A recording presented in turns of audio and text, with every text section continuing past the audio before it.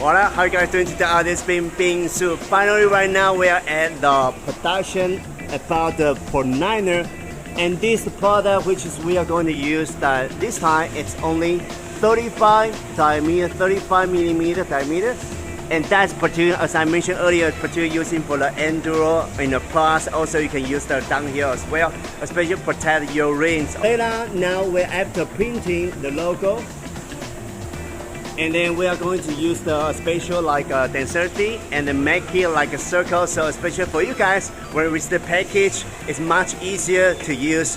No need to color sizes.